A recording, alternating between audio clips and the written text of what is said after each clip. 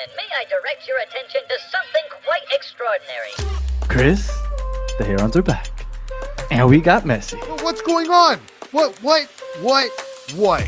Where is the information? I guess we're getting ready for a sister kissing fiesta. I felt like we were playing a 2-8. It was just a 2-8. Let me tell you, Danny is about to get destroyed in the chat. So Are we kissing sisters, Chris? And maybe stepsisters, but not regular sisters. I've done a little bit of research on him. When it comes to FIFA, this guy's 68. We're gonna have the greatest player of all time on the team. If there's a time to believe, it's now. It looks like a heron shat all over it. So you guys are literally getting excited for a rank 65 player on FIFA 23. We got some pretty good FIFA cards on our squad now. All right. You gotta understand, Kevin. This is how we scout our players here on this show. Just look at FIFA cards. No question about it. I am ready to get hurt again. Chris, the Herons are back. Welcome, everybody, to episode number 124 of the Battered Herons podcast. I am your host, Daniel Granada, and alongside me, as always, is Mr. KBD. How are you doing, sir? Well, for those of you who missed my boy Neville, he out here cooking. He out here cooking, baby. Ultimate recipe. Let's just slow it down off rip, Danny. What's going on, Lucas and everybody that's saying what's up? We appreciate you guys all joining us. I apologize for Chris's nonsense right out the back. Usually he waits a couple minutes before he starts with the nonsense. He started a little early today, but we got a lot to talk about today. We got some news on Saturday. Luis Suarez introductory press conference. Also, preseason starts on Saturday. We got media day tomorrow in Miami. A lot going on right now. And let me just say what's up to Joe Kerr. I appreciate Joe Kerr. Joe Kerr joined us live on the Battered Fin show earlier today. So appreciate the support, Joe and Esteban, everybody jumping in. We appreciate you guys.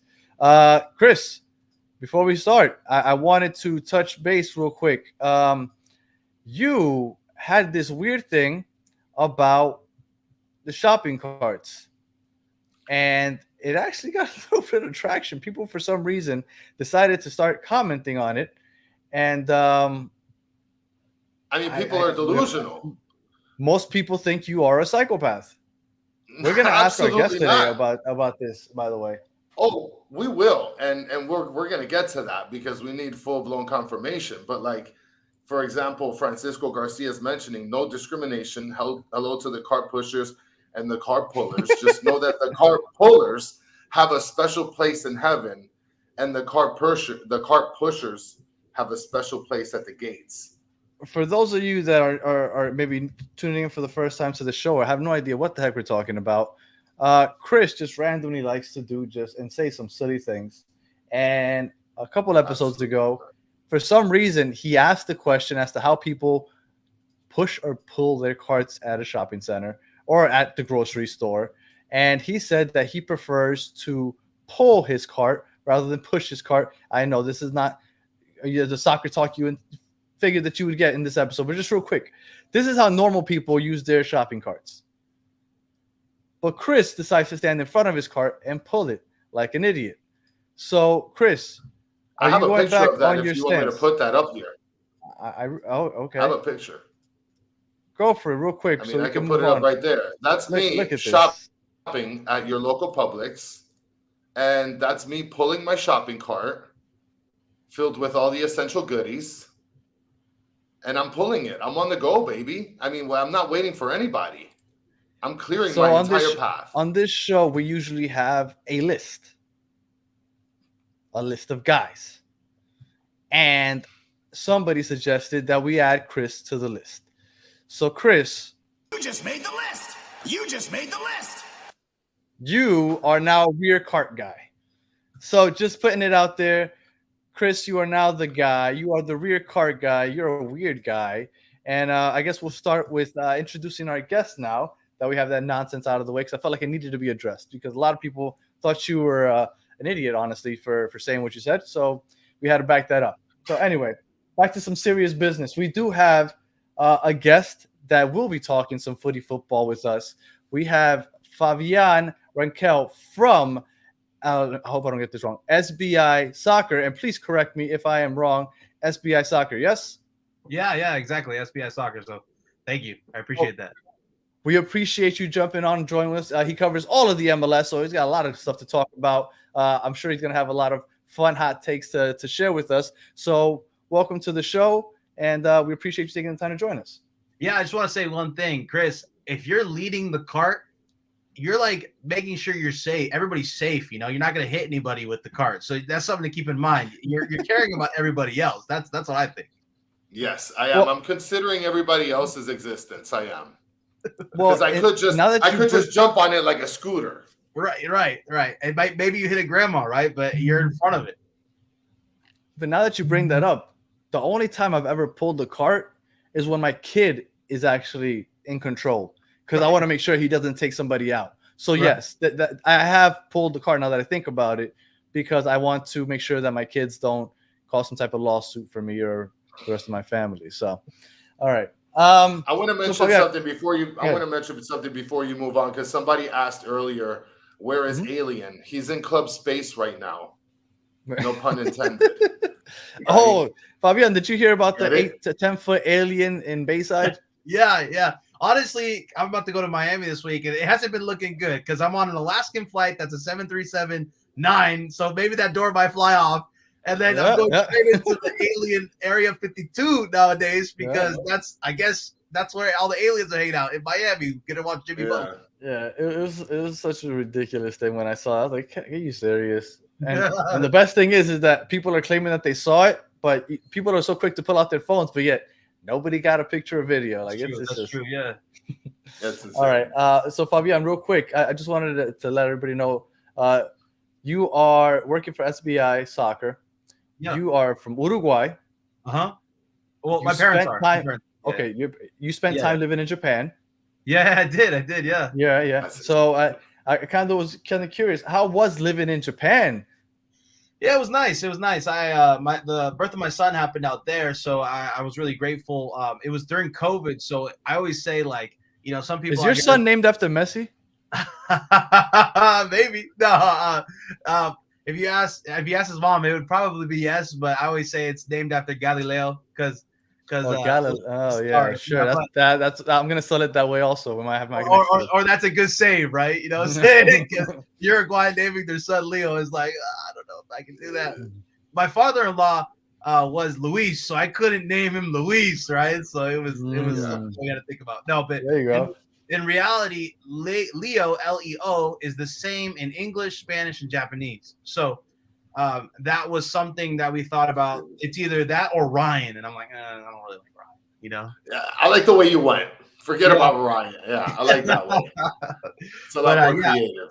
Living in Japan was cool, but it was during a time where COVID was still around, so everything was shutting down at 8. So it was like, not the funnest time, because you would get off at like 6, take a train, and everything's closed, right? So it was nice. I used to run a podcast just like this one for the San Jose Earthquakes out there, and I'd wake up at 2 or 3 in the morning to interview Matias Almeida out in San Jose. So it was something that I wouldn't take back for the life of me, and it was a great experience. And you used to work for, was it Cup.us? Yeah, so I used to work for OpenCup.us.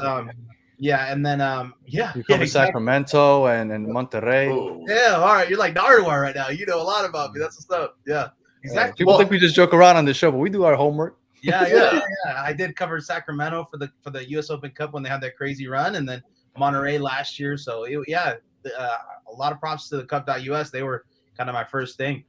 Well, that's going to lead me into my next question after Chris gets done with this. No. I think we're both running there. I mean, it would be an interesting way. I'd love to understand, or maybe get an idea of what you think about what's going on with the U.S. Open Cup. Is that where you were going, Danny? Are we on the same track? Most definitely.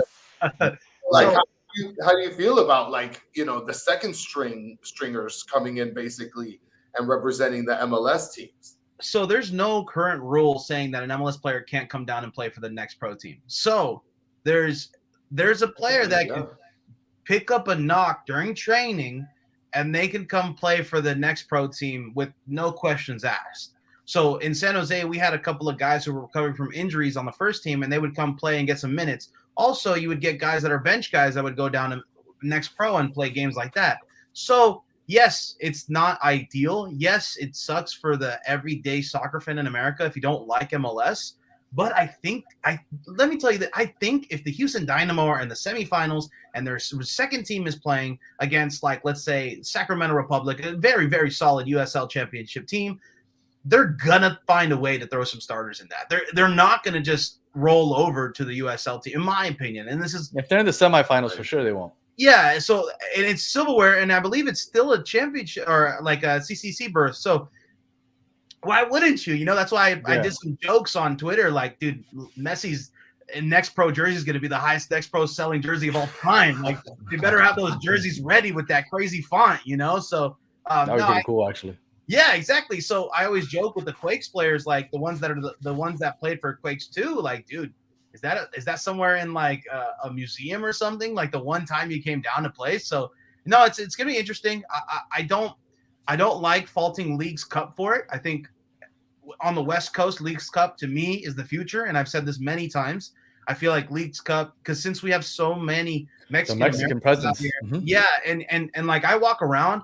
Yeah, LA is different. I'll see LAFC jerseys, maybe some Galaxy stuff, but in the Northern California, I see Chivas jerseys, I see America jerseys, I see Monterrey, even Cruz Azul, right? So it's like if MLS actually can field competitive teams in Leagues Cup against Liga MX on this West Coast, there's going to be tons of MLS fans overnight.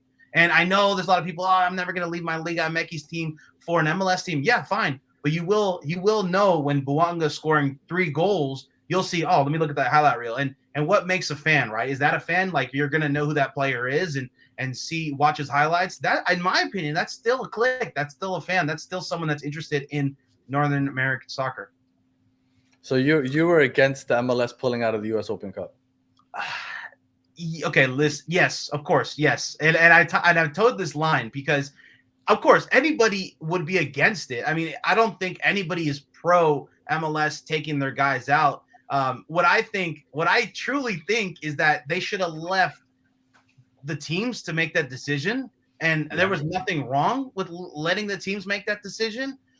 Because at the end of the day, they're your players. So why can't you just tell them not to play, or they can tell you if they want to play or not, right? So we saw it last year, and I know this is an Inter Miami podcast. We saw it last year with Tata Martino not playing Messi all the time, right? Like there was a pressure of playing Messi and stuff. But I've heard some rumors that like maybe it's the best because like what if you had the Rowdies, hosting Inter Miami and the Rowdies selling out to see Messi and then he's not on the roster. The same thing happens in the West Coast when Monterrey played LAFC.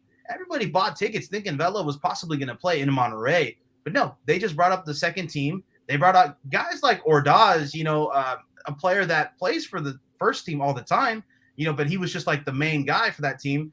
And they won. They beat Monterrey. But it was something that, the fan base was still thinking they're going to see Carlos Vela. And they still had a great game, and it was still a great storyline. I mean, Jakupovic, I don't know if you guys remember, he was the LAFC goalkeeper they brought in midseason, but he was Triple H-ing everybody in the seats in Monterrey, right? So it was just like, all right, this is a game, like this is some fight to it. So it was still a good soccer game. The people still got a great time, and I don't think anybody left mad they didn't see Carlos Vela. Yeah, it would have been a nice plus, but yeah, I think it's, again, to bring it back, I truly think it should be up to the clubs. I don't think the league.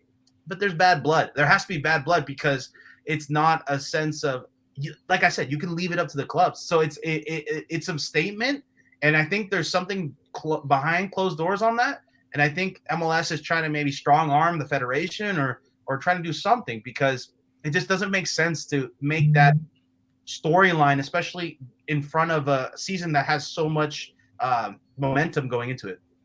Absolutely. I've always thought that it's more because MLS wants to present itself in the United States as a major sporting league, kind of like the NBA, the NFL, where we have minor leagues and we have the major leagues, and you don't mix the two. And I've always thought that I think they're more competing instead of competing with other leagues around the world. They're competing with other sport leagues here in the country, and that's how kind of I've always viewed it that way. They want to be respected here in this country, but Which, and that's the thing. We've beat that horse to death in this show.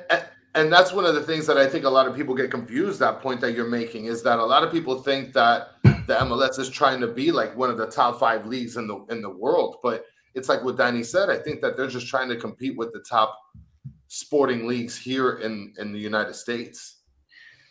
Yeah, I mean, my whole thing is we're gonna see Hector Herrera hop out for Houston Dynamo too if it's a semifinal. Like, let's be honest, no team is gonna give up. I know it's nothing. I think that the winner of the U.S. Open Cup won like 300,000.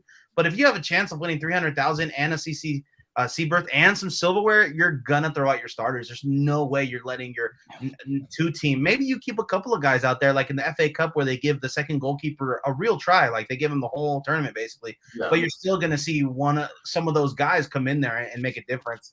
Maybe not a Messi, maybe not a Suarez, but to keep it in Miami, Kromaski's probably gonna be there. Calendar, maybe, maybe Jordi Alba, right? Campana will play there since Suarez is starting most. Well, he's probably the starter or whatnot. I have a question for you guys. What number is Campana going to take? That's what I want to know. Our money's on 19. Yeah, but then again, remember, I think Robinson has 19, Danny.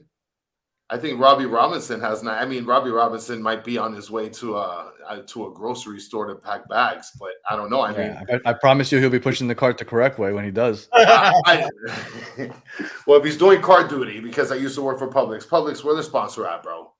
So do you go to that Messi Publix and you're like, dude, this one made history. Like, you guys don't even know where you're standing. There was a person that hit me up on Twitter like, oh, he went to the one that Messi went to. And I'm like, nah, that place is really ritzy. No way. I'm going to be there. So I gotta make a stop. I got to get one of those chicken sandwiches they keep talking about. Oh, no. You have to get pub subs for sure. You got to get that pub sub. All right. Now talking Miami, before we get into the general MLS talk, Favian, it has been rumors. Well, not rumors. We know we're going to get a third kit. And we know usually the third kits get reeled sometime during the season. So who knows how long we're going to have to wait to see it. But people are saying that it's going to be Dolphins inspired for some reason. I still question that. And then there was this. It wasn't a leak. Footy Headlines put it up. But you can tell that this is created by AI. And I want to know, Chris and Fabian, what do you think? Really, because I hate those stripes across the shoulders. I think it's really I don't like funky. this.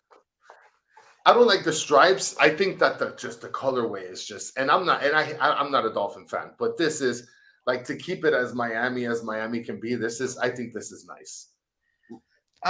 No disrespect to the AI and to the whatever work it put in, but that thing is disgusting. I'm not gonna lie. I'm not a fan of it either.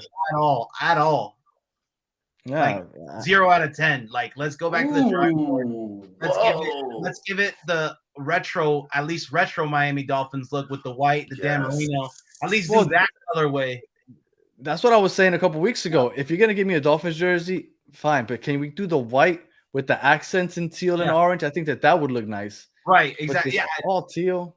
Yeah, but it's an AI generated image, so I didn't really put too much mind to it. But I was like, oh, that's disgusting. I was like, that's pretty gross.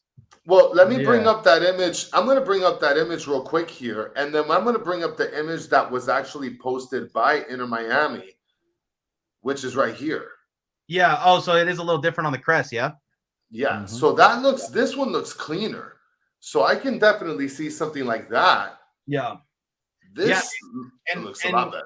And the orange around the crest may symbol that it's going to be either the retro. Yeah, white or blue, right? So we'll see. But I still think it's weird, man, to do a Dolphins themed Messi kit. Like, dude, you got Messi. Do something different, like, who are you appealing to? The Tyreek Hill fans? Like, do they really care about Messi? So you might get some more jersey sales just because they recognize the name. They'll be like, oh, I like the Dolphins and I heard Messi's good, so I'll get it. So I get it as far as selling jerseys, I guess. But man, the Miami Heat are the ones that are like the winning culture down here. Like, if you're gonna tag yourself to another franchise here in Miami, I figure the Heat are the ones to do it. Or just do the Miami Vice stuff, pink and blue. Do something pink and blue. Like, you don't think people that are fans of Grand Theft Auto around the world are going to try to rock a pink and blue jersey? Like, come on. And to Mike V's point, this is another thing that I thought was weird. It's well established that Stephen Ross, the owner of the Dolphins, dislikes the MLS. So why the MLS would and the Inter Miami would go ahead and be like, yeah, we're gonna use this guy's color scheme, even though he hates our league. It just doesn't make sense to me. Yeah. No, shoot, throw that bait jersey, the white one on. make it a jersey, like sell it at $200, make it cool, like streetwear, And the Miami Vice colorway, Miami FC, which is the second or third team here in Miami, is doing a pretty good job with their jerseys. Right. Yeah, and they have a really good. They got some nice kits. There's just so much you can do with this team and Messi that tying yourself to a colorway that's really not like where you can match with many things. Like you're not really going to wear those colors unless it's a Sunday in Miami, right? So I just think it's a wasted opportunity to make an iconic piece of clothing like the pink collared jersey was. Well, I think my understanding is that usually when they have these jerseys, they have them planned out almost a year ahead, if not more. So they probably had this planned out, and maybe they weren't 100% sure that they were going to land Messi. So they had this horrible plan prior to Messi. So hopefully, the way third kits work is they have to sell a certain amount of jerseys to make the third. Is it 100K, right? Yeah, or 200. It's really murky about how many jerseys they have to sell. But they probably thought once they got news, when they were starting to print those Messi kits, they already had. I remember I did a report on this. They already had 100K or 200K printed, so that meant they were going to hit it anyway, right? So I think at that point they probably threw it into fruition, and I don't know. Maybe they didn't know Messi was coming, or they did know, but still, I think it's going back. They should go back to the drawing board with that one for sure. They could have done a better job. I think that the colorway is nice, but I think that they could have done a better job for sure. I even think the new Royal Caribbean one needs to go back to the drawing board too. Like they should have. This is my opinion, and I'm nobody. No. I'm nobody. I'm not Adidas or anything. I'm with you. But they should have kept that pink jersey because it made the top 10 items of the I forgot Vogue or something like that, right? Of 2023. They should have kept that jersey, got rid of the Noche kit, and then done a new black or white kit, in my opinion. I am 100% with you. Yeah. I mean, they try to stick to how their rules or regulations that they have in place, I guess. But yeah, I'm with you. I think that would have been a much better option. And the first leaks, the pink was just awful. Right. Like the pink. Ugh. Yeah. That's why I tell all my buddies out here in California, get your jersey now. If it's off, good. And then put that Suarez or Messi kit after, name kit after. Just get that one. Because that's going to be an iconic MLS shirt. It's going to be an MLS shirt around forever, and even around the world. You see people rocking that collared pink shirt because of the Barbie sensation that happened, Messi that came. It was something that I think this is crazy, timeless. But it might be one of the biggest pieces of clothing that's pink of all time. I agree. It's going to be like there's some really famous jerseys out there. Like I forgot what year it is, unfortunately, but Real Madrid has this white with purple font that everybody rocks the David Beckham on. That's very famous. There's a couple that come to mind that is just you see those and then they just bring you back to a certain time, and I think that's going to be one of those. Like the Atletico with Spider-Man. That's one that's always there. That's like a holy grail. That was wild, yeah. All right, so we're 23 minutes in, so let's finally get into on-pitch stuff. All right. They announced, Inter Miami that they have added an additional preseason game. Yeah. They're going to be playing against Dallas FC or FC Dallas, and they're going to be playing in the Cotton Bowl. Now, this moves their total to how many, Chris? Is it 7 preseason games now? It's about 7 that we got listed right here. Fabian, what do you think about this world tour that Inter Miami is about to embark on? They start in El Salvador. Then, they're right by Texas at that point. So then they're going up to Dallas to play in the Cotton Bowl before they go out to Saudi Arabia, and then they finish off in, I think, in Japan. So it's the whole world tour. What do you think? Yeah, what's weird about it is I don't know if you guys know this off the top of your head. Do they play in Dallas this year at all? Off the top of my head, I do not, but I can find out for you. This year they played last year. They did. I know that, but why make an extra MLS preseason game instead of having a different club? That's what I'm thinking in my mind. But I think FC Dallas doesn't play them this year at home. So FC Dallas probably got the schedule release and worked as hard as possible to get this preseason game done so they can get some of the Messi money this year. Because if I'm thinking right now that they don't play at LAFC this year, they don't play at San Jose this year, they don't play at Seattle this year. If I was any other MLS team, I would be like, yo, let me get a preseason game too. So it's they do not play in Dallas. No. Yeah, so that's exactly what happened there. They said, let's get some of this money too. I mean, we'll give you maybe about 60%. We'll do 60-40, and then boom, we have a preseason game. I think it's a little crazy. I mean, let's see what happens. But if any team is going to be able to have the roster or the kind of depth to do it, it's Miami, and they're friendlies. I mean, are they really important? I mean, you're going to trot Messi out there probably 10 minutes each game. Like, that's my point, right? That's my point. If he's playing 10 to 15 minutes just to appease the crowd, just so they could see him on a pitch, I don't see the big deal. And it's not like we're the only team playing 7 games. Like, I started looking into it, and I went alphabetical. Let me see how many teams are playing as many games as Inter Miami. I literally got to the second team, and I stopped looking because Austin FC is also playing 7 preseason games. I was like, I'm not even going to waste my time. Like, there's other teams that are playing as many preseason games as we are. Like, this isn't just because it's Inter Miami. Oh, it's what is that? A cash grab. They're playing so many preseason games. Everybody's doing it. Well, it is a cash grab. Like 100%. But other teams are playing as many. They're playing at Coachella Valley, so that's a little different. It's like they're almost like scrimmages. I wouldn't call it like a preseason game. Like, I was there last year for the first year. If you guys actually have a chance to ever go out to that to see if you like MLS, or if anybody listening likes MLS, great experience. I mean, you never get to go to Coachella for music, but you get to go for soccer. That's pretty cool too. But yeah, it's actually a good event, but it's low key. Like, you got like high school bleachers out there. I mean, there's not that much pressure to watch these guys. Like, I think, if I'm not mistaken, I saw Insigne like just walking around, like, and imagine Messi just walking around. It would be a completely different thing, So, yeah, I think, I don't know. I don't really call those real preseason games, but I see what you're going with it. Are they playing? Well, yeah. And this is a serious question. Do they play 90 minutes though? They do play 90 minutes, okay. but a lot of times, talking about the crowd. They bring up a lot of guys. So like there's an unlimited subs. They're probably going to be unlimited subs in this too. And they really rotate guys. But yeah, I guess it is 90 minutes. Within closed doors. 60,000 people yelling for Messi's name. That's an unwanted stress. But I mean, it comes with being Messi, right? So. But you know what? I personally like that for the younger kids, the ones that are coming up, to get that experience. How many chances are they going to get to play in front of 60, 70,000 people? Like, you can't just bring that into somebody and like, hey, this guy's injured. Good luck. You're playing in, I don't know, in Dominican Republic in the second round of the Champions League Cup. Like, they're going to get a really good experience playing in these atmospheres. I personally love it. Unless they start running Messi out there for 90 minutes every game, I don't see the big deal. And everybody's like, oh, but the travel.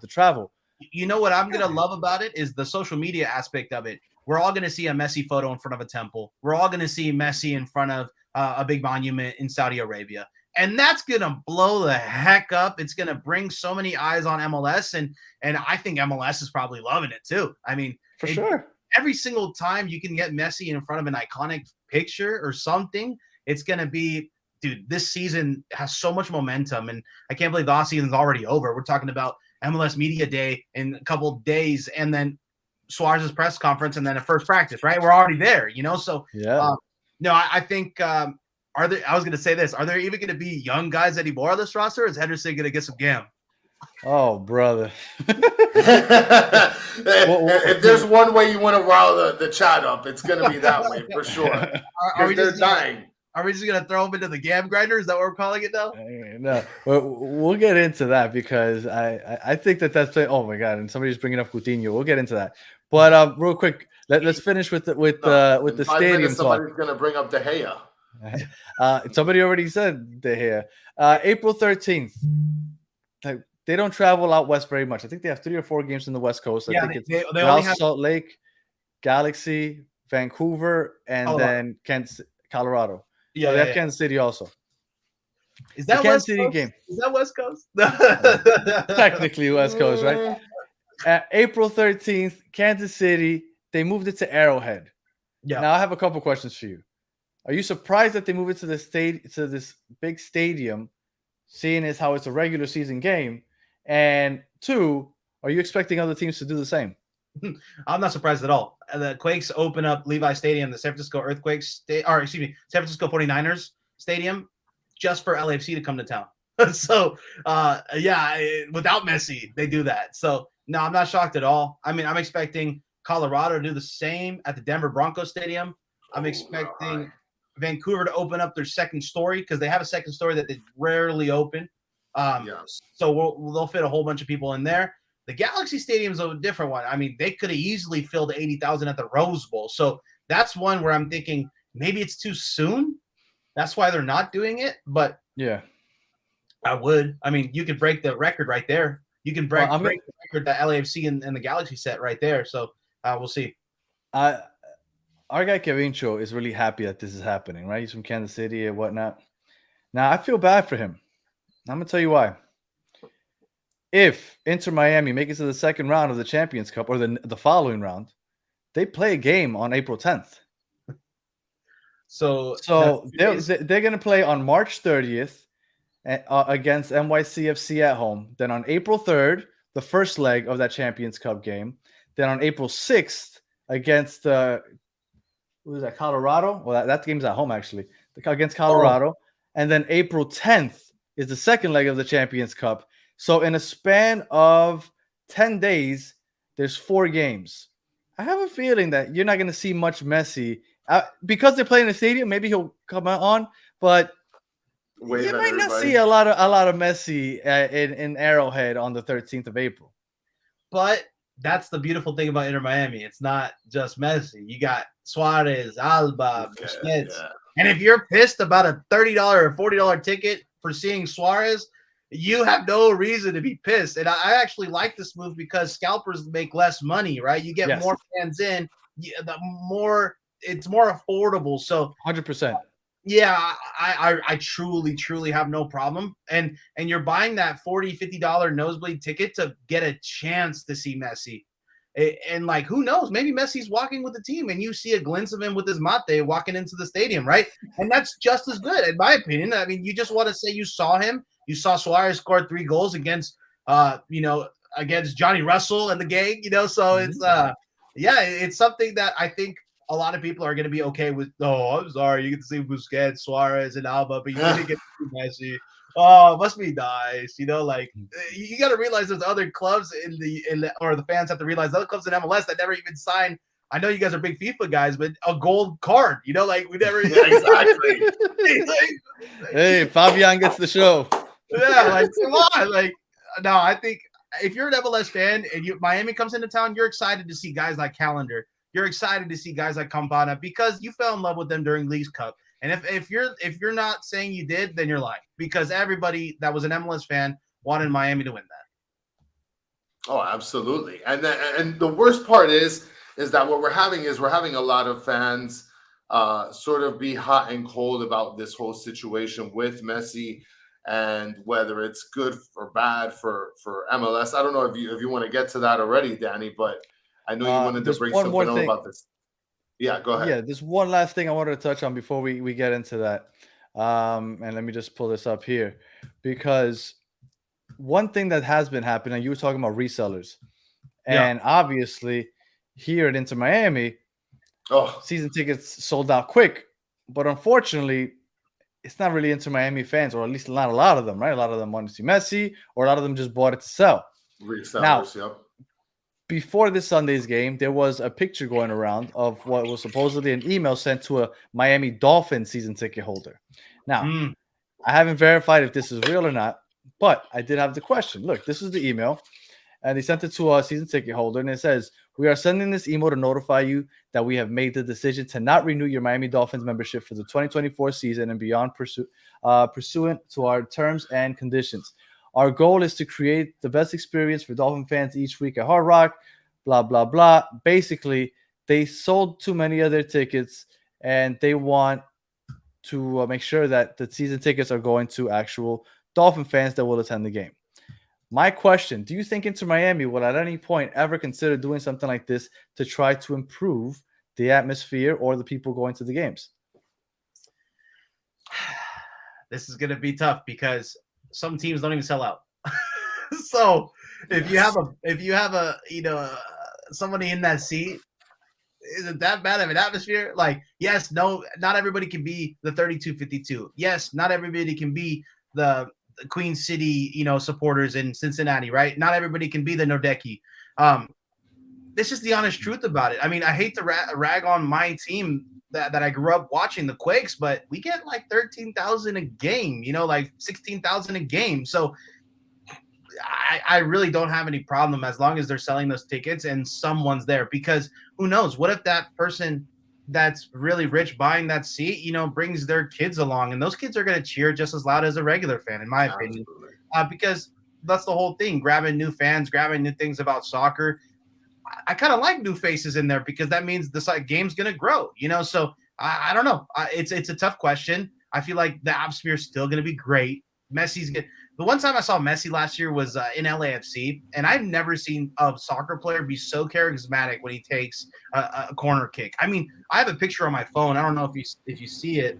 I can actually bring it up, but it's literally a picture of Messi like waving. I can't see it. To all the fans at LAFC on the corner kick. He does that down here also. Yeah. Right. So you don't think they're going to go crazy at that point? Yeah, the atmosphere is going to be great. And then you have an extremely loud fan base during a corner kick, which can make some miscommunication for the opposing side, right? So, no, I don't think there's going to be an issue. I think you guys are going to be fine. And the only problem is if you price out people, the seats are not going to be sold. But in this scenario, if they're sold, then you should be fine.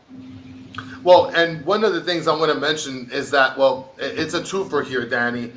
Is that Miami's the party city. So, I mean, they're going to want to sell regardless because people are going to make other plans prior to going to Inter Miami. I mean, last year, you saw, Danny, there were games that weren't selling out.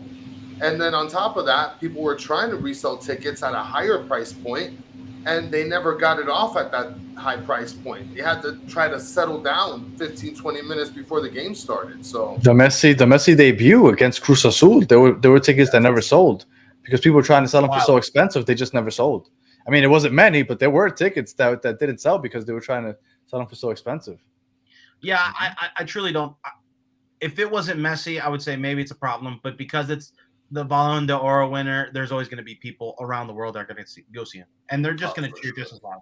Because in LA, I saw a lot of people not from LA, right? And they cheered just as loud.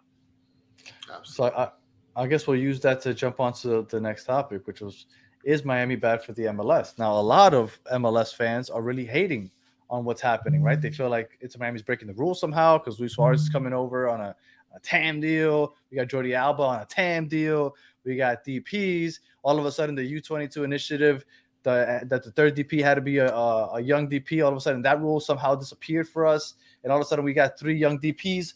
And Campana supposedly isn't our third DP. Like, there's a bunch of wild stuff going on. Do you think that this is bad? I looked at the comment. I get called I saw. all the time. So that's pretty funny. So listen, you got a banger comment from our buddy Mike V. He is gold for this. He does this to every one of our guests. No, I love it because Seth Rogen. I get the comparison all the time. I just gotta get the laugh down. Oh, no. But I think. Okay, this is it. This is it right here. Miami is good for MLS because more views, more ticket sales, more revenue, more eyeballs. Apple in love with MLS. So Miami can never be bad for MLS. And anybody that thinks otherwise maybe stems from a little bit of jealousy. It has to be because come on. I mean, you're I hate to do it to them, but you're a Vancouver Whitecaps fan and you see Miami pull the best player in the world. Of course, your team can do that. Are they doing that? No. So I got to give an applause to Jorge Mas and David Beckham for creating something that made the best player of all time come. So that's something that they had in their foresight and they planned for. And that comes with players that want to play with the greatest of all time. Even Denis Bouanga in LAFC, when he came to LAFC, he brought along Palacios. So other teams do it too. Other teams get their players to scout other players they played with to come to their cities. Now, sorry, you're not Miami, the Latin capital of the world, which a lot of people are forgetting too, that after Messi, there's going to be Valverde, there's going to be Argentinians like maybe Dybala that want to play in Miami because you're just one small plane ride away from South America.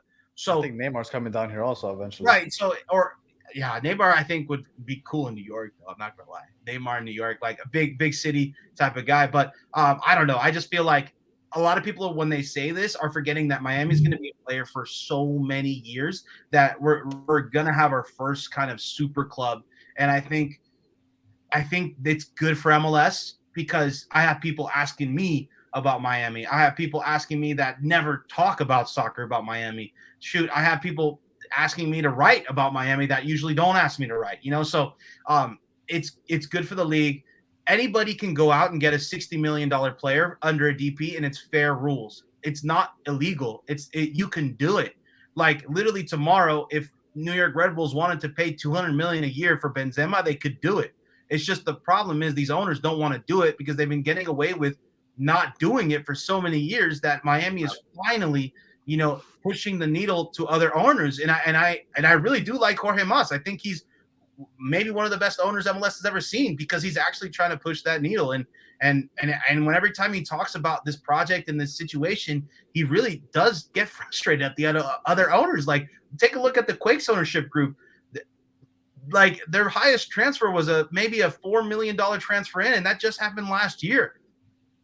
And what's the highest salary on that? Maybe Espinoza makes 1.6 million.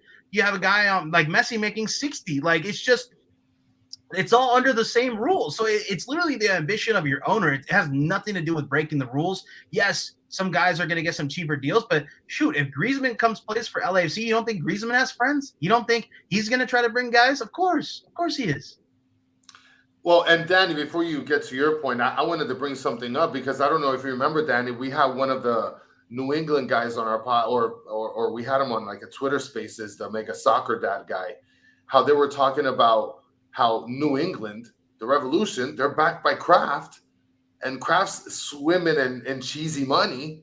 Yeah. Why isn't he bringing anybody over? And that's what's going on right now. Miami is perfect for what's going on with Miami. Is perfect. Messi doesn't want to go live in Boston. No, but nobody wants to live in Boston. But what I'm saying is that what Miami's doing is kind of pressuring all these teams to say, hey, you got to step up your quality. And if you really want to be this league that we're trying to be, then you guys got to step it up. So I think it's beautiful what's happening right now. But also, if you're a fan of New England, you gotta temper your expectations too, right? Like you just said, Messi's not gonna live in Boston. Yeah, who the hell wants to play in Boston? Neymar's gonna go live in Boston? Yeah, shoot, he's living in Saudi right now, but for what, $1 billion? Like the same thing goes with the Colorado Rapids. That's why I think their offseason was great. They got a whole bunch of American guys that they just want an opportunity. They're hungry for minutes and they're hungry for a shot at the national team. So I like Fisher, the owner of the Quakes, is the owner of a part owner of Celtic Football Club in Scotland. He's also the A's owner, and he owns Gap. But the Quakes are always in the bottom half of spending. So it's like, no, it's the owners that don't want to spend the money that Jorge Mas and David Beckham are, and that's on them. Unfortunately, if you're a fan of that team, I'm sorry. Go buy yourself a Messi jersey. Go have fun when the Messi plays Liga MX teams, because you can root for MLS in Leagues Cup. You can root for them in CONCACAF Champions Cup, which we've all done before. When Montreal was playing America in the final, we were all rooting for them. When Seattle was playing against I forgot the team, but in the final, we were all rooting pro MLS. So I don't think this manufacturing of Miami being bad for MLS, it has to be. I really don't think it's jealousy. Yeah, I don't think it's really factual at that point because, shoot, the MLS or Miami's so good for MLS that MLS is this is rumor that MLS is even thinking about backing out of the Apple deal, right? Like we can get so much more money from ESPN now, right? So that's what I heard also. And then the TV deal is what in return makes clubs get more money to spend, right? So yeah, I don't think Miami is bad for MLS at all, like at all, 0%. I think that, yes, I agree. And I think that the benefit is that it kind of forces other owners to pony up a little more. Unfortunately, for teams that play in cold weather, like Vancouver's never going to get anybody. Because all those people that leave Europe, they kind of want to go and play in warmer places. Right. That's why Miami, LA, San Diego's probably going to get a couple good players. Let's go to Boston. Orlando might get some good players, right? So I think that's the benefit. New York might get some just because it's New York.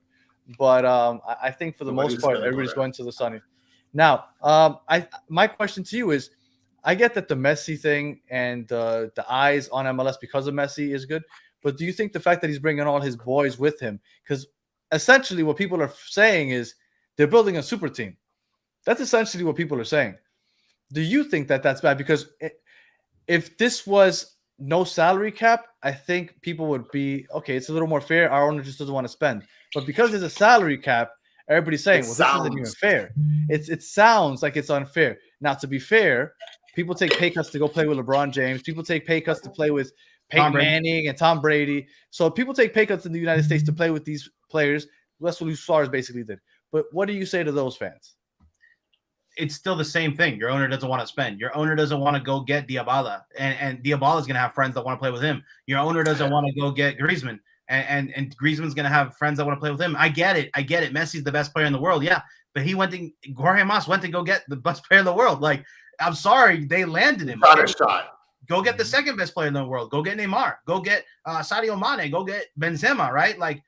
Go get a player that's going to bring in other players. Of course they thought about that. Of course they knew Messi was going to bring his friends. That's a part of the deal. So there's no way that they're cheating, or at the moment, at least, with the DP slot of Messi. There's no way that Messi's deal is cheating. Guys taking pay cuts is up to them. It's not up to if the club, shoot, if Luis Suarez wants to go play for San Jose for $200,000, like, who cares? But you see Loris's deal, $350,000 to go play for LAFC. Guys are taking pay cuts outside of Miami too. He wants Benzema's coming to follow him. Right. We'll see, right? He's making $200 million in Saudi Arabia, and the offer is $10 million a year. Do you think you're taking a $190 million pay cut? Hey, Messi took it. I mean, he's gonna get it in other ways. There's absolutely no way he's coming just for 10 mil. I mean, there's so many other ways. There's rumors about Coutinho trying to leave his deal also. I mean, people I think overlook the quality. I mean, look, I'm not saying that wherever they're living, they're not living it up, but Middle East, United States, maybe it's my bias, but I think that they might prefer something that's a little more familiar to how they grew up and where they played in Europe. Hold up. I want a pet cheetah. I can have a pet cheetah here. I gotta go to the Middle East to get one of those. Yeah, okay. Yeah, I mean, for sure. I mean, didn't Mike Tyson have a pet lion or something? Yeah. I guess. Wasn't there like a lion farm somewhere in the middle of the country, like where it was legal? Yeah. Oh, what was it? We're gonna get into Tiger King now? Yeah, Tiger King. Yeah, that's in Ohio, right, or something like that. That was in Florida. No, was it? I know we had one here in Florida. That's where Carol Baskin was from. Yeah. Carol Baskin. I guess. And then America has the better for that too. If you want exotic pets, just go to Florida. Yeah, that's it. Just go to Tampa or wherever it was, Jacksonville.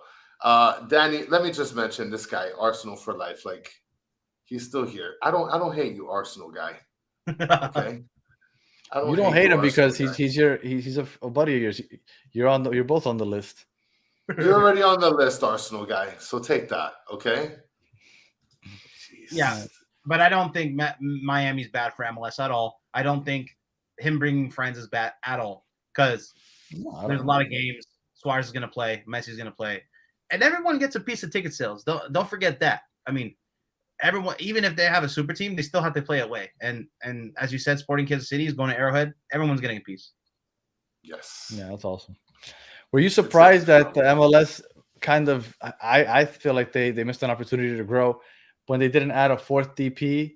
They didn't increase the salary cap by that much. Like, were you surprised by the lack of changes?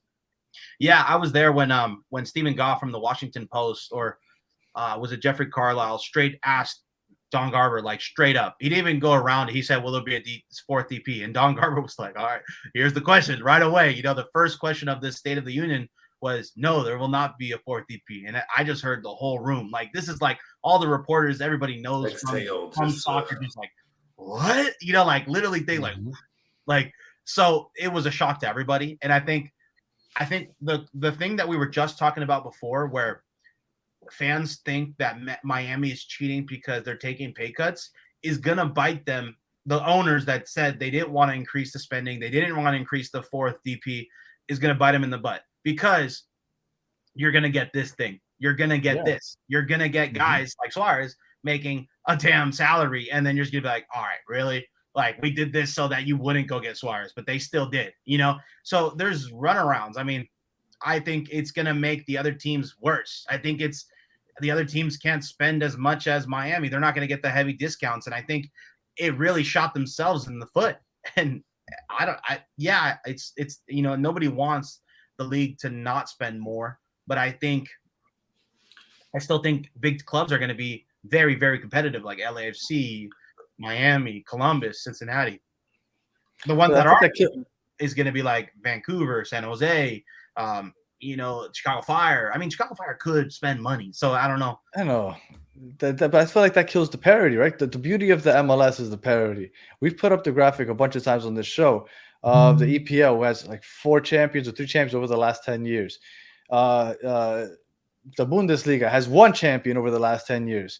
Yeah. Liga 1 has, I think it was 2. So like the beauty of the MLS is the parody, but that's going to fall by the wayside, because eventually, if things keep going the way they are, it's going to be Inter Miami. Look, LAFC would make 2 finals in a row now. LAFC, Inter Miami, Galaxy. You're going to have the big boys always up top. And I think that as an Inter Miami fan, I shouldn't be complaining, because I'm going to be rooting for the good teams. Yeah. But still, like, to me, I hate that. Has there really been parity, though? Because I think I said this last year. From 10 years ago, the only teams to make it out of the West are either Portland, Seattle, LA, or LA Galaxy. So is there really parity? That's 5 teams in 10 years. That's a lot. Is it really, though? Like, I think so. Is San Jose really making it? Didn't Colorado make it like in 2008 or 2007? Yeah, they that was won 10 years ago, right? So that was 15, though. Like, my point is, when you look at La Liga, since 2000, there's been 3 champions. Yeah. When you look at Bundesliga, since 2000, there's been like 2 champions. When you look at MLS, since the year 2000, there's been over 10 and probably 15 if I look into it. So I think that there is parity compared. Like, I understand what you're saying. 5 out of 10, is it really parity? But when you compare it to the leagues that everybody's obsessed with, everybody's like, oh, nothing will ever be as good as the EPL. I love the EPL. Shut up. The EPL, they literally just fighting to get beat by the big boys. It's like, hey, don't get relegated so that you can get your ass kicked by the big boys. But don't, at least you're playing with the big boys. And it's like, come on, that sucks. Yeah, well, so that's another thing why the EPL is so popular, because they have the big 6, right? Any of the big 6 can win, because that's the parity, right? That's the parity of the EPL. But I would say there's a big 6 at MLS too. I think it's definitely trending that way for sure. Yeah, and I would think for the last 3 years it was like that. I mean, ever since LAFC has came into fruition, there's contenders and pretenders. Mm-hmm. I agree, and it's trending that way. Yeah. Chris, you were gonna say something? Well, one thing that I wanted to mention, if they weren't going to make the change of adding a DP, I think if anything, make a change to the salary cap or make it more understandable. Because if you're not going to give us the extra spot, and now people have to sort of wiggle through the money and try to make it work legally or under the cap, people are still not going to digest it, even if you did everything by the book. So the salary cap will never go right away. Like, they'll loosen things, because think about this: GMs in this league the GMs will always have jobs. Yeah, for sure. Because you can't just grab a GM from the Brazilian league or England and throw them into a position, because they'll do horribly. I mean, the Quakes tried to do that with the president of operations, and they did horribly because they didn't understand all the ins and outs of the league. So if you really take away the salary cap and all the mechanisms from one year to the next, all those people are probably going to lose a job. You don't think Chris Henderson, Tata Martino or Jorge Mas has a friend that, can bring in more players, has more connections to agents. So it's going to be a loose, gradual kind of movement. And a 4th DP would have been nice. It would have been nice. But they also could have done some small things. They could have done, everybody gets young DPs. Everybody gets 3 young DPs. Everybody gets U22 initiative players. Everybody gets 3 of those, and it doesn't count to your 3rd DP. So you can have 3 normal DPs, 3 young DPs, and 3 U22s, and everybody would have been happy. So it's just a little too slow, in my opinion. Maybe a 4th DP wasn't needed. It could have been something like you can have more young DPs, you know? I think that would be beautiful because it kind of counteracts the whole this is a retirement league. Right. When you have kids like oh my god, his name is slipping me, the kid from Atlanta, Almada. Yeah, You Almada. got Facundo Farias, which I think is going to be a baller here in Miami. Like when you have these young kids coming up, I've always wanted MLS to be the bridge to Europe. Okay, we're not Europe, that's fine, but I want to be the bridge to Europe. Yeah. Those big kids from South America, you're balling, come over here at 19, 20, ball out for a year or 2 years, then go to Europe. I want this to be the bridge. And eventually, I would love it to take over, but I know that that's like decades from now. But for now, we could be the bridge.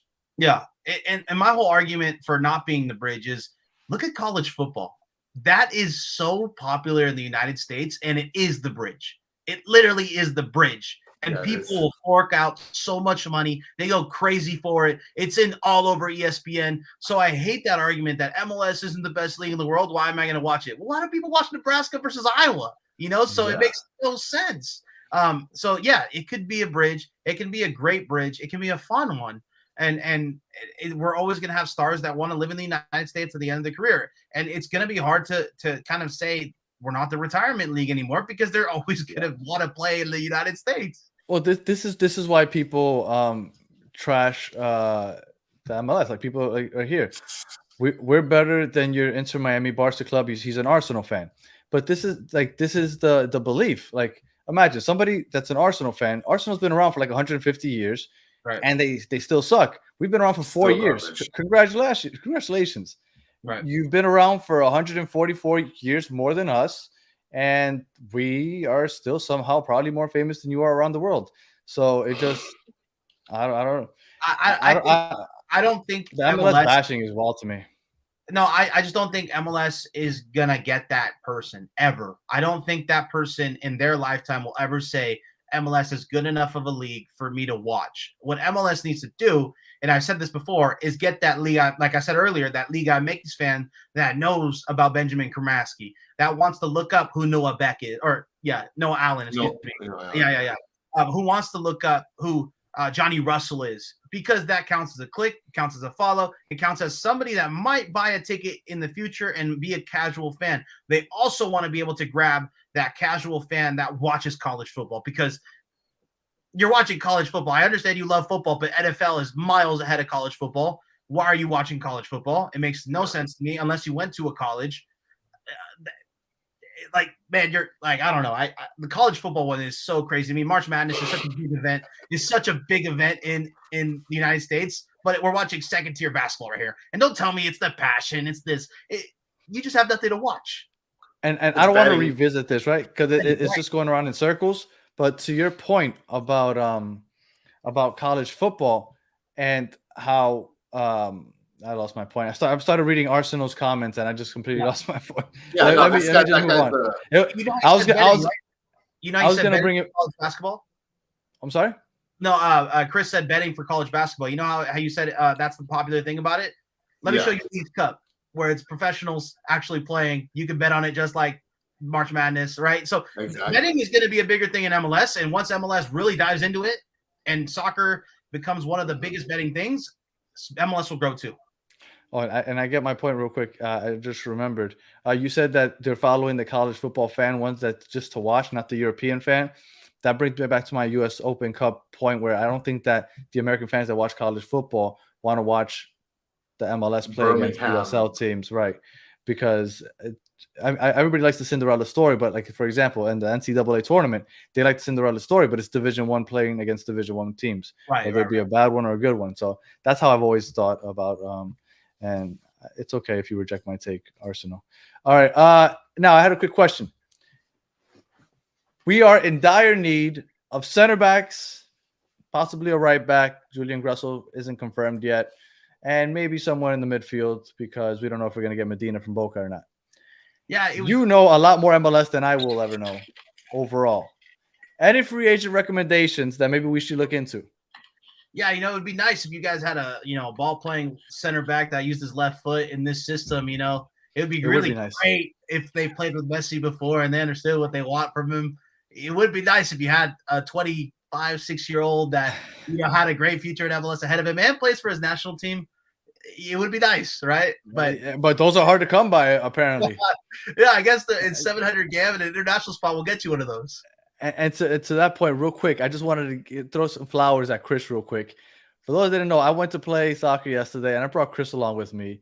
And Chris was looking like Kamal Miller out there. Good job, Chris. For those that didn't know, Chris is a wall out there. So just wanted to give Chris his props.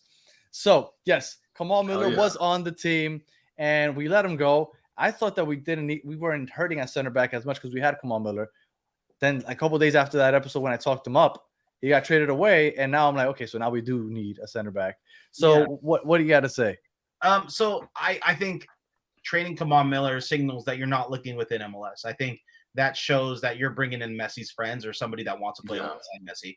And I can tell you another thing that makes that obvious too. All the GAM they're getting, all the GAM they're going to use to buy down someone or something, or even buy down salary when it comes down to it. International spots that they're getting, it doesn't add up where they're going to look within MLS. I think Gressel might be the last MLS move. I agree. Whenever that is announced, shoot, I mean, I wouldn't even be shocked if Henderson, gets Robert Taylor away, or even trades away DeAndre Yedlin. I really wouldn't be shocked because I think DeAndre Yedlin won't be here when the season starts. So I think they're bringing in a lot of Messi's friends. I'm not gonna lie, or quote unquote Messi's friends. I don't think there's free agents out there that they can get that are better than the guys they can bring in. I don't like the center back they were talking about from Vasco da Gama, I think, 37 years old. That's kind of a backwards move from going Kamal Miller to that, unless you can get him on like $100,000 salary, and then he's the same price point as Kramaski, right? Who knows, right? But I think you need to get younger. You need to get some younger, or maybe some sort of center back. But Chris Henderson's saying, hey, I don't need MLS. I don't need MLS experience. I already got it with Gressel, Calendar, even Messi now. Like I think he's maybe undervaluing MLS experience a little bit, but shoot, when you have the best player in the world, you got to try something. You got to go for it, in my opinion. I agree. I just, at some point, we need depth. And because there is a salary cap, I can't imagine that we're going to bring everybody over. Like today, the rumor started with Coutinho. Do you really expect Coutinho to come over here? And I mean, Coutinho, when he was in Liverpool, I think that he was overshadowed by Eden Hazard over in Chelsea. That's why people didn't talk about him as much. But I can't imagine that he would come over here. I don't even think he can. Right now, he's being loaned out by Aston Villa. I think Messi and him had a riff at Barca anyway. So I don't think. Oh, did they? Okay. Yeah, if I remember correctly, I remember I don't think they played well together. Barca fans didn't like him. Right, exactly. So if Coutinho's coming here, he's coming to LA or New York. I don't see him going to Miami. I also think they're going to get more Argentinians. I think it's not European guys. I think it's going to be Argentinian guys. Should go get Di Maria, right? No, I think the midfield's a bit weak too. Thinking a little bit about it, I think you can add some piece in the midfield. A lot of people think Gressel can play in midfield, but it's been a while since we've seen him play in the midfield. That's why I don't really understand why a lot of people are putting him at an 8. I know. I've seen some depth charts with him starting in the midfield. I don't want that guy anywhere near the midfield. No, right back, Poppy, right back. I mean, he got beat out by Farsi in the right back position last year at Columbus Crew. Playoffs, yeah. So, I mean, yes, he's a great guy, a talented guy, but I think people might be overrating him a little bit. I think the guys who they're going to bring in that are quote unquote Messi's friends are going to be big ones. Because again, look at the GAM at the Super Draft. Literally, you guys moved back, I think, 16 spots, and you gained about 300K GAM. That's a lot. 300K GAM is a lot. It's either 2 international slots or it can be an inner trade. It can be a trade within MLS. That's a positive player to the team. Maybe not the superstar, but it can be a player that has a maybe heavy salary or something where their last year of the contract and 300K gets that player in. But I still think first thing first, they're going to bring in more guys from outside of the league. All right. And that's the GAM and TAM money. That's all Sasson. So that way Hendy can cook. That's what's going on, right, Danny? Yeah, no, and look, Christian Medina is the one that most people want, and from Boca. Now, I've heard a lot of people say that we probably won't get him, but that's who I want in the midfield. This is an Inter Miami podcast. I get that, but think about it. If you're Inter Miami, why wouldn't you take all these guys on a cheaper deal right now to sell them like a Facu Farias Yes. in 3 years. I mean, yes, they're great MLS players, and when Messi leaves, they can have a chance if they want to stay. But why not sell him for $20 million in a year, right? Why not take advantage of the low salary they're going to have while Messi's here, and then sell him in who knows time? And then the way transfers work, if you sell a guy into another league, you get a whole bunch of GAM back too. So their roster is going to grow and grow and grow as long as, or their salary at least, as long as they get these young guys here, springboard them to Europe and get a bigger price tag for them. Well, and not only that, but we did that with Bryce Duke, didn't we, Danny? No, Bryce Duke was an interleague trade. So Okay, Bryce, that's for Kamal Miller. but you guys got a lot of money. I mean, the biggest transfer or the biggest trade in MLS ever was like 1.3 million, and you got 2 million for Bryce Duke and Ariel Lassiter, which is insane. Yes. Mm-hmm. And that's a lot. River Plate just bought out LGP for 300, and we had 1.3 off of his loan. So we've been cooking with the money. We're putting it to use now. Everybody's just getting frustrated because they're tired of waiting. They want to see something happen. You don't think Colorado or Seattle wants Yedlin? That's what I'm thinking too. That's Seattle does. Yeah, I mean Seattle for sure, but you don't think someone wants Yedlin? But does Yedlin want to go? That's the thing too. Does he retire if he gets traded? That's another thing. That's probably. I honestly, if I'm Chris Henderson, I'm getting rid of every MLS player that can have some sort of GAM in, and then I'm just going for the stars. I'm going for Rakitic and Modric, and I'm doing everything. This is the comment. This is the comment right here, Danny. I mean, gotta have patience. Just let. And I was hating on Hendo earlier because this guy's cooking right now. Guys, you see that? You see that? This guy's cooking, not Hendo. So, well, I'm saying the Inter Miami trade for Kamal Miller is actually a win-win trade. I actually think it's great for both teams. Yeah. So I saw something on that. That's hard to find in MLS. A win-win trade for sure. Yeah. All right. So we got Favian here. So we're gonna take the time to ask you some MLS predictions. Yeah. Give me some bold predictions for this upcoming season. Columbus Crew, Cincinnati, Miami are going to be the three-headed trident for the Supporters Shield. I think those are the three. I think those are the three that are going to be at the top. Columbus Crew, because they're going to keep a lot of their roster, and I think a lot of their roster under a second year of Nancy is going to be even better. Nancy was such a difference maker. I mean, he got guys like Amundsen to play beautiful balls in the MLS Cup final, like that just put Ryan Hollingshead on an island. So again, look at Montreal after he left.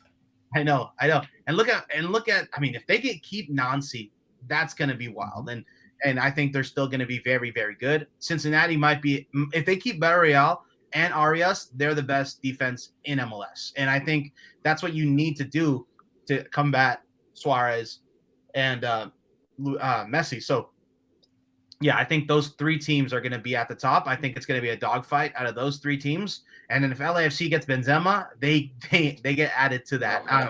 The Bouanga stuff is so weird to me because everybody was saying, "Oh, it's umu," you know, like smoke. And today that was a bit of a shocker where he came out and said he doesn't want to play here anymore, which is shocking. So does, like I was saying this earlier, like jokingly, okay, sell Bouanga 20 million to Saudi, go get yourself Diabala for 13. You know, Diabala probably wants to play in LA. Can he stay healthy? Maybe. So it's something to think about. I mean, LAFC can be a player too in 2 days, basically. They can go get Benzema and Diabala, right? Right? That would be crazy. That would be crazy. I mean, Kalini retired, Bale retired. You have Lloris, Diabala, Benzema overnight, which is wild. Oh my goodness, that's fucking. But that's where MLS should be going. It's just that we wish that all the teams would be going in that direction. I mean, this is a world sport. There's plenty of players to go on for everybody. Right, which is insane. I mean, LA is always going to have that, just like how Miami is always going to have that with the Latin guys, right? Yep. And New York's going to have that too. The corners of the country are going to be solid. Yeah. Everybody else, good luck. I think New York is going to be more of a destination for big European players. If you're from South America, Miami. If you're from Europe, New York is a nice spot for you, I think. I think New York and LA are appealing to the European. I think LA for some reason is very appealing because of Hollywood and things like that. So I think that's still going to be a huge player. And I always joke, I'm like, the San Jose Earthquake should just tell people, hey, we're 4 hours away from LA, not that far. Dude, I think that would be a great take. Or we're right down the street from Silicon Valley. Like, yeah, but what's Silicon Valley? I mean, it's good for not anymore. Yeah, well, it's good for a coach that wants to avoid the headlines and everything. But if you're Griezmann, you want to be in LA. If you're Benzema, you want to be in LA or New I see York. Griezmann going to NYCFC, honestly. Really? I do. Uh, He loves New York, man. He's always at Brooklyn Nets games up there. Like he's in New York all the time. Right. And a lot of people on the West Coast forget that it's like not that far of a flight, right? It's like maybe 6-7 hours. So it's not too crazy. I mean, me going to Miami is 6 hours anyway. So it's like it's almost the same. I don't see Inter Miami going for the Supporters Shield just because I think they're going to rotate their roster so much with all the other tournaments that they have going on. I think they're going to suffer what Philadelphia suffered last year. Philadelphia had a rough go when they were playing in the Champions Cup. And then once they were eliminated, all of a sudden they picked it up and they started going on a crazy winning streak. But it was a little too late at that point to go for the Supporters Shield. I still think Miami's second squad can compete with a lot of MLS squads. I think Campana is a striker that any team would love to have. I agree. And I think Kramaski is another guy who a lot of teams would love to have. And if Inter Miami adds a couple more pieces, and I think they will, I think we're talking Supporters Shield for sure. I hope so. And then we'll leave it off with this. Inter Miami predictions. We got a couple tournaments we're in. We got, like you said, Supporters Shield, MLS Cup. What are you thinking as far as big picture Inter Miami? I think somewhere it's boom or bust, and I think it's multiple boom or bust. I think you have to win multiple trophies if you're Miami.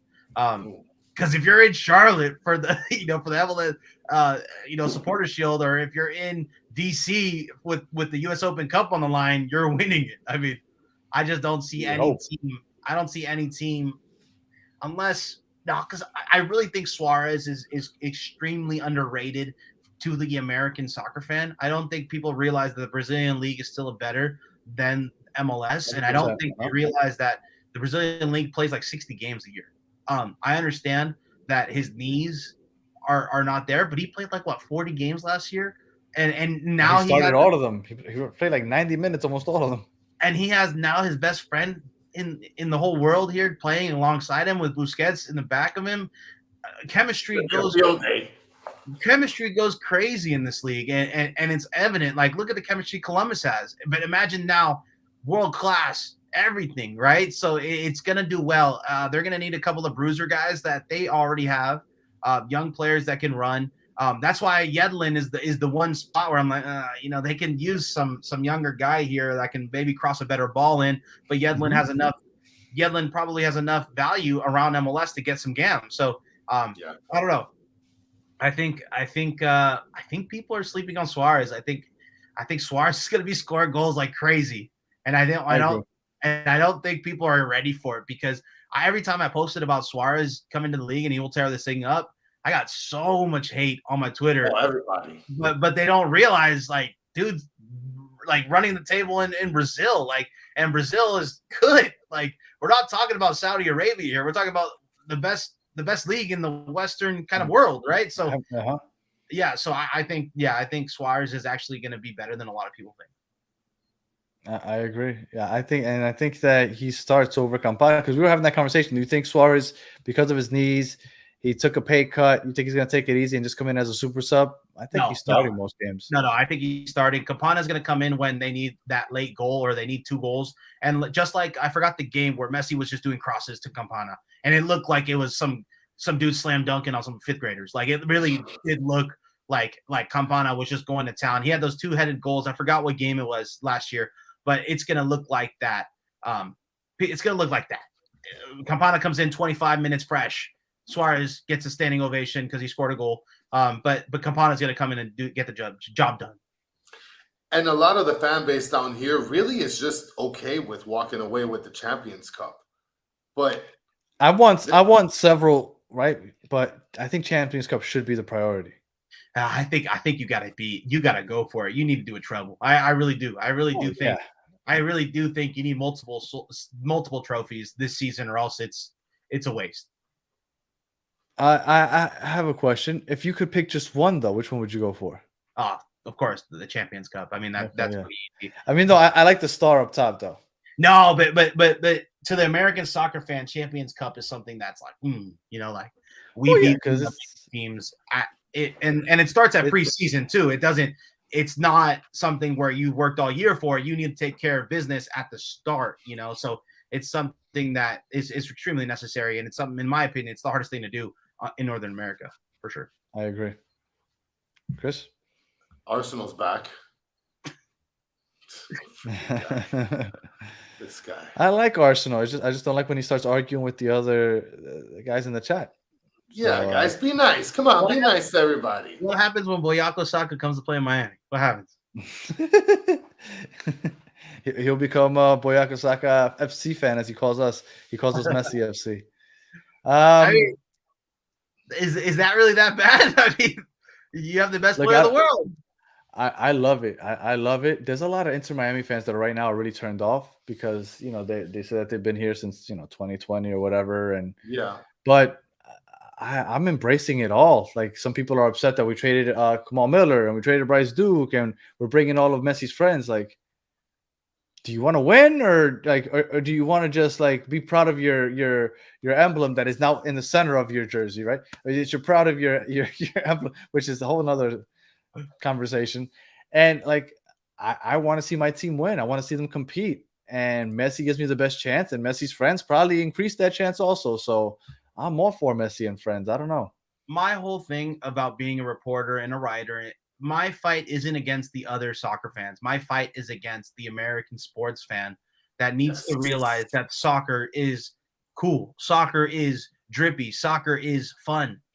Soccer is fun to bet on when you're slamming Messi's anytime goal scorer against Colorado Rapids. Like, come on, like, enjoy it. Yeah, it's bad odds, but you're gonna make some money. Like, enjoy it. Have some fun, and that's my whole thing.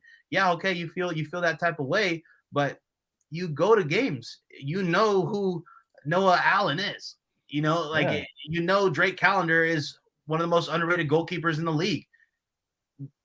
We need to get the other people. We need to get the Iowa Hawkeye fans. We need to get the Ohio State Buckeyes. And Favian, I promise you don't do that by pitting Inter Miami Messi and making him go to Alabama to play against Birmingham FC. I promise you that's not how you get those fans. They want to see them play against. I really want Inter Miami to go play in Estadio Azteca. That's where I want to see Inter Miami play. Oh, yeah, like give me Leagues Cup, make them play in Mexico and in the United States, or have them alternate. 1 year they play in Mexico, 1 year they play in the United States. Leagues Cup to me is where it's at. If I had to pick one, I go Leagues Cup. If I can do both, that's fine. I think that they should expand the rosters though, so that, like you said, give them the option. Let them play as many as the B kids, and let them wear an Inter Miami jersey, because that's what honestly what USL wants. They want the brand to visit their stadium, right? Yeah. Because we'll be sending the same players anyway, but they want to be able to promote the fact that Inter Miami is coming to town. Inter Miami won. Right, exactly. So that's what they want. So just give them the option to just let them throw that jersey on, but send the B team anyway. Right. Because everybody wins. And then once you get to the quarterfinals, semifinals, like everybody does, the CCC, that's what you want. You want a spot there. Then go ahead. Everybody, the big boys play. But expand the rosters, or if we have to pick one over the other, I pick Leagues Cup. That's my stance on it. Yeah, honestly, one thing that if I'm MLS, I'm doing, I'm having Messi, just like how he has a personal security guard, he has a personal photographer. I need 300, 400 photos of Messi every single game owned by MLS, because I saw the same photos I would see on articles for the Topps cards. I don't know if you guys are a big card guy. I actually just got one. It should be in the mail right now. After the show, I'm going to go pick it up in the mail. Yeah, but like I could tell you all those Messi photos, and I've seen those photos before, and I get it. I'm in the thing. I understand social media. I'm there, but man, I need to have a Messi photographer only for Messi photos. Make the most out of this, because at the end of the day, whether you like it or not, Messi is the most popular player in this league. He needs to be exposed, or in terms of marketing, and as much as you can. Well, and Danny, let me tell you, that's one thing where I was kind of disappointed in with this new game, this new preseason game edition. I really thought that it would be advantageous to take it over to Mexico to play a Liga MX team instead of I think they should Keeping leave it it in for keep it in Leagues Cup and try to figure out a way to make those. I think it's even better when the games count and Messi's going to play the whole game.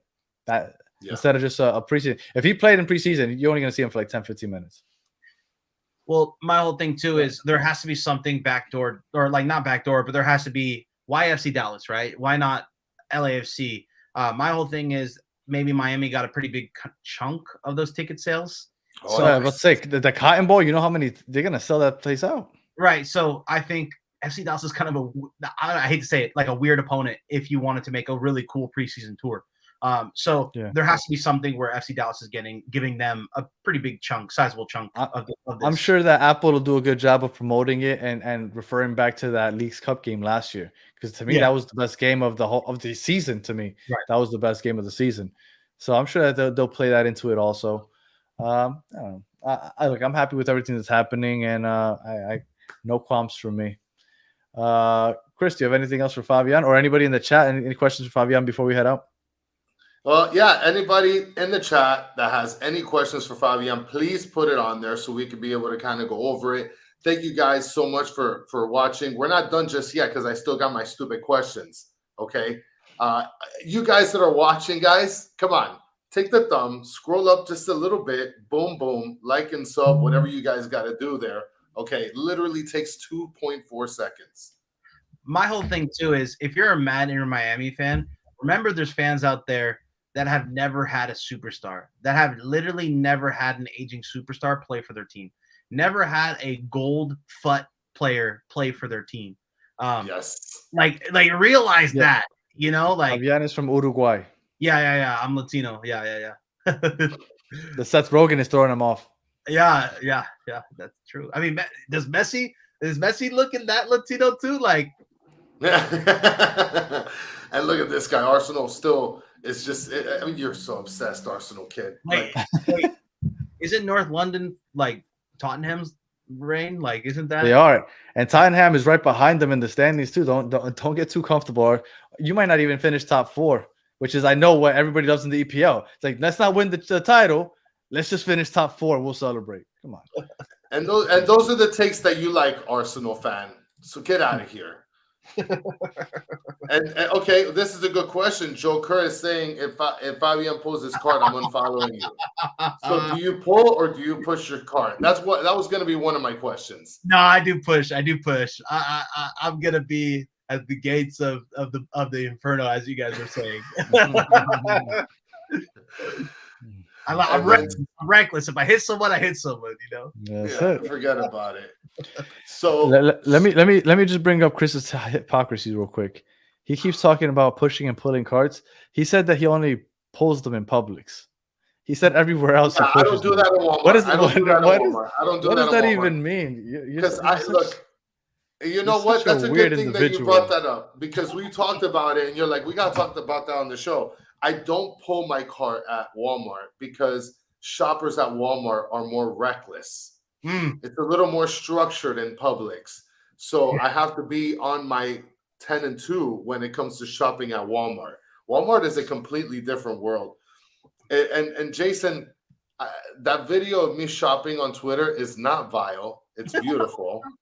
Okay. And that is how I shop. We had Tactical Manager on the show just like a month or two, just in case. He's a nice guy. Yeah. We had him on here like 2 months ago. Yeah, no, he looks stereotypical Brazilian. That's funny. I think you'll like that. I lived in Japan, and in Japan there was a lot of Brazilians. They actually even thought I was Brazilian in Japan. Brazilians can look like anything, to be honest. But yeah. Japan, I got that I was an American. I was Brazilian. So the majority of the women look like Victoria's Secret models. I'll tell you that. So, in the meantime, while I get the FBI called on me, is it time for dumb questions, Danny? Yeah, go for it so we can get out of here. Okay, all right. Taking up Fabian's time. No. Fabian, we're going to finish off with 2 really important questions in life, okay? So the first one that I'm going to give you is, I'm just going to throw a picture on the screen here, and we're going to go over these 5 pieces of steak and these 6 pieces of toast. No, I mean, we're just going to do it, Fabian. You got to pick one of the steaks and one of the toast. Which one are we going with? So I don't know if you guys know this, but like in South America, they like things pretty well done, right? Like they like asado smoked for multiple hours, right? Yeah. But if you're an American, you like a sous vide steak, you like medium rare, or you like some people like rare. But for me, Yeah. I mean, you can't go wrong with a little pink. So maybe 3. There I you like go. it 3. I don't like it too well done, like my parents probably would. And then on the toast, I don't got the patience. I do 2. I just pull it out. Ooh. Oh, you put it in the microwave. You put it in the microwave. No, I toasted it. I toasted it enough. I toasted it enough so that it doesn't break whenever you're putting whatever on it. You know, like it just doesn't have any color. That's for sure. No, I think straight down the middle. 3 for both is the correct answer. Look, 2 is awful. 2 is awful. You're just throwing it on top of a candle. Yeah, exactly. I think you just lost a bunch of X followers. We judged you by the answer. I don't have time to wait for the toast to pop. You know, like. Well, sticking with the toast, if you had to make your sandwich, Oh Jesus Christ! Which way are you? That's a nice toast. That's a nice whatever that is. That's nice.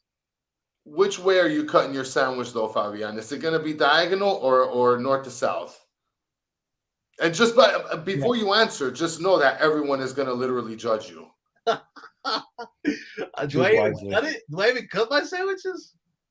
Oh, you're a whole nother breed if you don't cut your sandwich. You're just a whole nother breed. Sometimes you just gotta grab all of it. Wait, hey, yo, pause. So which one would you have to go with? I would probably go with the sideways or the. There you go, diagonal. Yeah. Oh no, that's awful. That's the way my mom used to cut it. So yeah, that's the way most human beings cut it. Chris is just no. I don't know. Look, exactly. That's the only way to cut it is north to south. If you have and to choosing 2 as the toast is equivalent to pulling a shopping cart. There you go. I like that. Good job, Jason. Every time a person got a sandwich at school that was north to south, they just looked depressing. Like, I've never even seen that. Who does that? Like, that's your mom woke up and she said, "God damn it," like another day, like just a depressing north to south sandwich. No. Hey, dude, if you live by yourself, you don't need to cut it. You just grab the whole thing. No problem. Oh man. And Favian doesn't pull the shopping cart; he pushes the shopping cart. Yeah, so I don't got time to wait for the toast because I'm trying to write or post things. So it's all a grind. Yeah. All right. Well, Favian, I appreciate you taking the time to join us and putting up with our silly questions and just having some good time with us.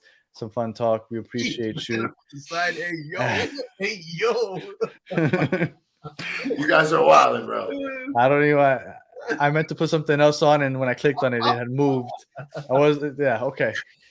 Again, Favian, we appreciate you taking the time to join us. It was really fun having you on. We appreciate you, and we enjoy everything that you do with SBI Soccer. So thank you, sir. Yeah, no, I appreciate you guys. And make sure you plug everything that you do. Yeah. So I have a magazine coming out, or it's been out, Footwork Magazine. So if you haven't taken a look at that, please take a look. We kind of dive into some player profiles and things like that. Some big stories that we had.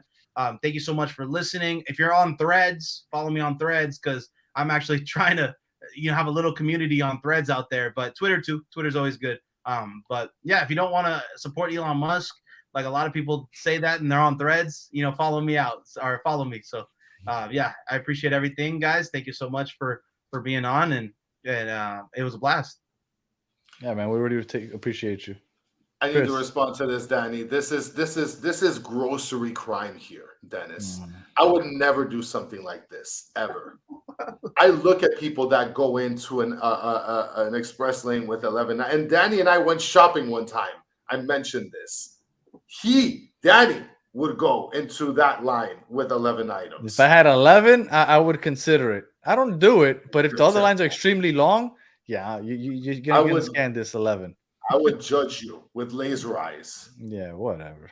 All right, Chris, any final thoughts? No, you guys are all weird in the chat. Thank you guys for hanging out, though. Much appreciated. I do not stick my fingers. You guys have been weird all Monday. You guys are cart pushers. Let me tell you, tonight's been a weird night in the chat. It's been a really weird night. what about like setting up your groceries for pickup? Is that kind of weird? Can you do online grocery shopping? Is that a thing? I mean, I guess it's 2020. I've never done it. I've done it all the my time. my wife listens to the show, and I don't want to take shots at her. She'll catch a stray if I start criticizing that. So I'll stay quiet. Yeah. One thing in Japan that I really didn't like was that you had to go shopping for groceries like every 2 days because everything would either not be a big enough quantity or would expire, and like you're there every single day. Like it was like going to the gym type of thing. It was that's why I always when I came back to the States, I was like, you guys might get mad at me in the chat, but I'll Amazon it or I'll Safeway, like get it ready for Safeway is our Publix basically out here. It's like a Vons. And you could just buy everything on the app and then just pick up the bags and go home, so it's something where you don't spend a lot of time in the grocery store, and that's something that I've always done because in Japan it was like every day almost. Yeah. Mike V, come on, man. Come on, Mike. What are we doing, guys? It's Monday, bro. We're starting the week off. Weird as hell. I don't even eat bananas, to avoid this situation. You got to break off the tip, the top, and then just, not actually bite it. You just gotta cut it up and put it in some cereal because you can't be caught with this chat. That's for sure. No, Look, this chat will get you. I chop up bananas and put them on my toast, my number 3 toast. What? With like peanut butter. Yeah, toast with peanut butter and then put slices of bananas on it. That's a good snack when you're trying to stay away from sweets. Somebody that tries to your cereal too. Well, my cereal. Who's talking about cereal? You put bananas with your cereal. No, and you know what? I told you I was gonna bring something up today, and Chris, I'm gonna let you slide today. I'm not gonna bring it up, but I'm gonna bring it up next episode. All right, next episode. Yeah. You know what I'm talking about. All right. Well, we appreciate you, Favian. I effing hate you. If you are listening on audio, we appreciate you listening all the way to the end. Please leave us 5-star comment, review, share, all that other good stuff. And if you're watching on YouTube, please like, subscribe, tell your friends. For those of you that joined in the chat, as always, you guys are the best part of the show. We appreciate you taking the time to join, hang out with us for the last hour. And we did 2 shows in one. We usually do 45 minutes. I'm sorry. All good. We appreciate it. Our shows are having fun. Yeah, no, exactly. And as Hammy said, F Arsenal. So that's a great way to end the show. So we appreciate you guys. We'll be back on Wednesday at 9 o'clock. So until the next one, have a good one.